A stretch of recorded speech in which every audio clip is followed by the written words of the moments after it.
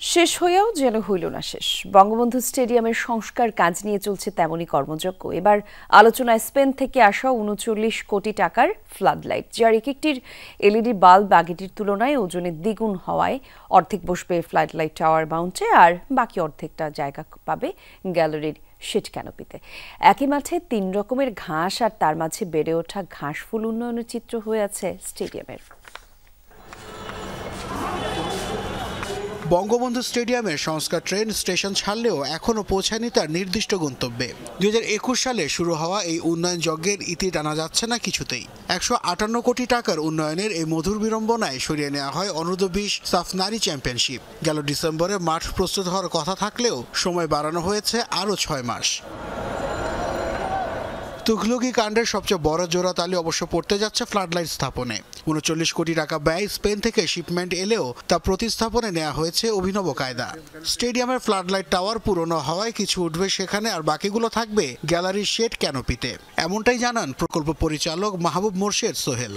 টাওয়ারগুলো বোধহয় ৯৭ সালে সম্ভবত তৈরি করা হয়েছে, মানে আজকে থেকে প্রায় ২৭-২৮ বছর আগে। ফ্লাডলাইটের টাওয়ারটাতে যে কয়টা লাইট দেওয়া যায় আর ক্যানোপিতেও লাইট দিয়ে কভার করা যায় কিনা, যে আমাদের প্রায় ২৫০০ ফ্লাক্স লাগবে, তো সেইটা ওরা কাজ শুরু করছে বুয়েট।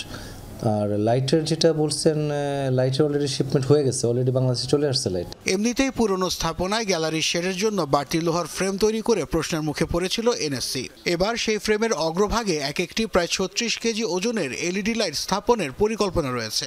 যদিও বরাবরের মতো এবারও ছাড়পত্র মিলেছে বুয়েট থেকে। আমরা বুয়েটের সাথে বললাম তো যে টেকনিক্যাল নো হাউটা তো বুয়েট আমরা মনে হচ্ছে বেটার বলতে পারবে, ওদের টেকনিক্যাল সাইডটা আছে।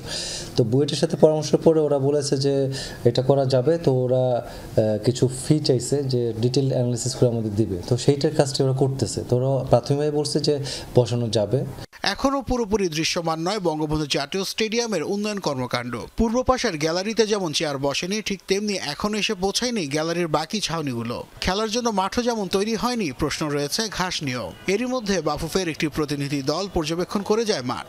বাফুফের সাথে সেক্রেটারির সাথে কথা বলছে, সে ভিজিট করছে আমাদের সাথে, এই ৩ ধরনের ঘাস সেও দেখছে। ঘাসটার ব্যাপারে বাফুফেই সিদ্ধান্ত দিবে কোন ঘাস লাগানো হবে, তারাই কিউরেটার দিয়ে কখন কি করতে হবে সবই করছে, কোনো সন্দেহ নেই। আমরা অনেক পিছিয়ে গেছি এবং এটাতে কিছুটা সবার ঠিকাদারি গাফিলতি বা রাজনীতি অবস্থা সবই কারণে হয়েছে সেগুলো।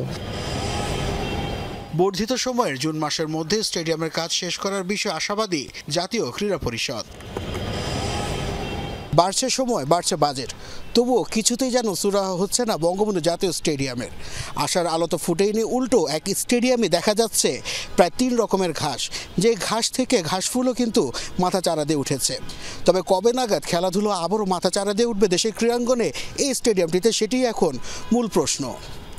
নাসিফ শুভ, যমুনা স্পোর্টস, বঙ্গবন্ধু জাতীয় স্টেডিয়াম, ঢাকা।